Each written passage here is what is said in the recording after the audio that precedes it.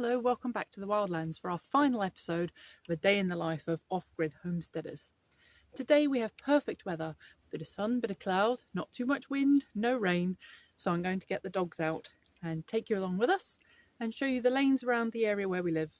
We're about a 10-minute drive away from the tarmac roads, so there's plenty of places for us to go wandering, and I'm really excited to show you all the sights and sounds of where we live. Thanks for joining me once again, and I hope you've enjoyed the series so far. I hope you enjoyed tonight's episode.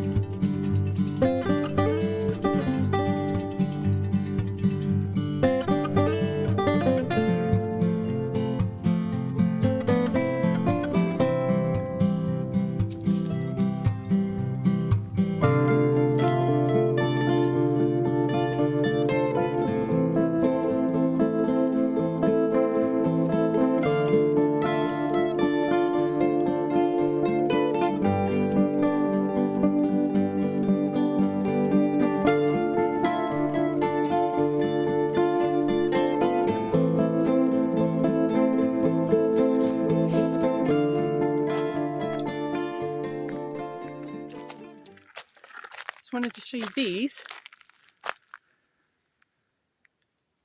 little acorns. They're so cute. They've got these spiky little tops, and because they've fallen when they weren't quite ripe, the acorns are normally bigger than that. They just look like, should we pop one out? Little balls, like oversized peas almost. Well, it's reluctant to come off, but there you go. You can see the size of it. They're so cute.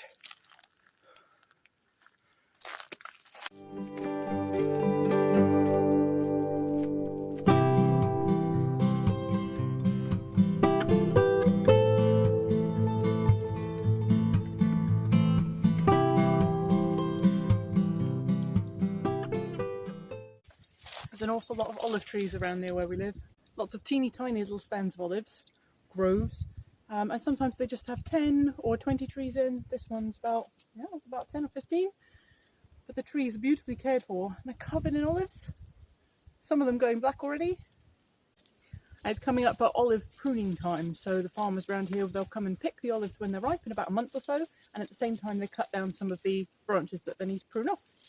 Absolutely beautiful.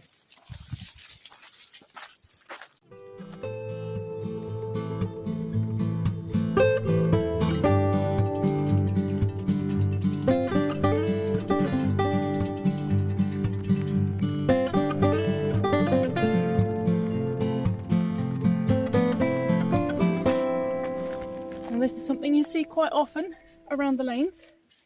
Great big chunks of crystal. Well, that one was really easy to get out, just a little piece. Clean it up a bit. Some are a lot clearer than this.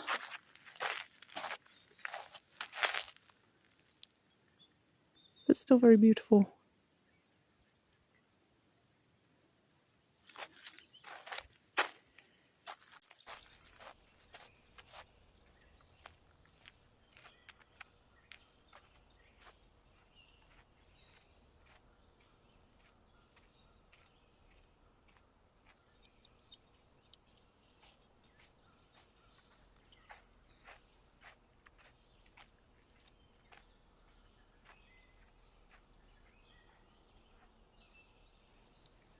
Now this is an interesting spot as well.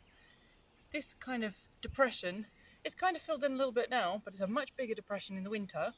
and it's a spot with lots and lots of natural clay. When it rains a lot during the winter, this then fills up like a bit of a puddle, and the wild boar found it and they're using it and they're rubbing around in it, obviously rolling around, covering themselves in the clay for whatever reason, probably feels good. And then they go up there, I'll get out of shot, they go up there to where the two trees are that are covered in clay, and they obviously give themselves an itch and a scratch and a rub and get all the clay back off them. Maybe it's a way of removing dead skin or parasites, or maybe it just feels really good. That's pretty cool.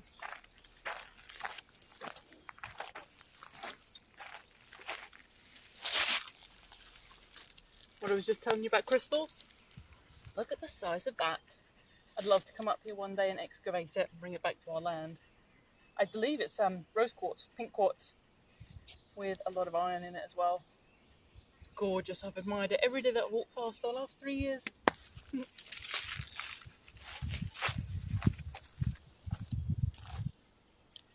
The woodland that I'm walking through is almost entirely old plots of land that are obviously owned by somebody, but they don't live here, they don't work the land.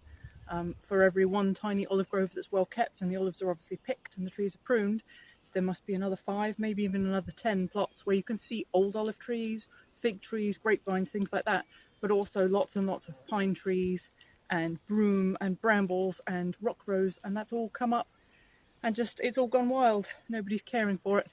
Very beautiful, kind of sad in a way though too. Here there's a gorgeous hawthorn with all his berries ripe and ready for the autumn.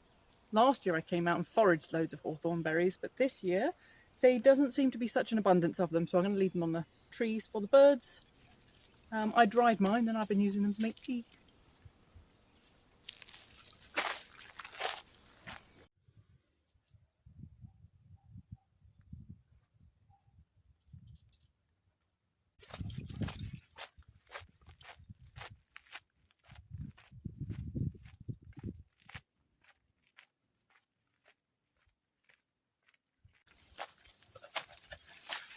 This is very typical of the area.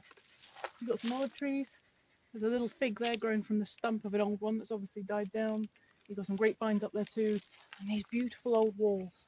They're everywhere around where we live, and they just look absolutely ancient. They're so beautiful. And they're obviously a home to all sorts of different plants and insects and so on.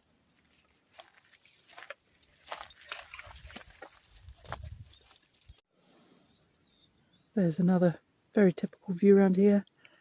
That's an absolutely beautiful stone building. It's perfectly made.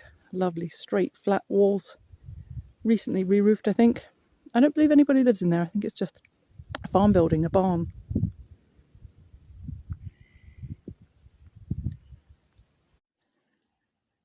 Apologise for the camera shake, but I just wanted to show you this slate that's sticking up right in the ground. They're used as markers out here for the edges of properties. So this is marking the entrance to this long narrow piece that doesn't really have much on it at all anymore. And then on the other side there's just a massive boulder, but that forms part of the wall, so the wall makes it really obvious. And then just this little stone.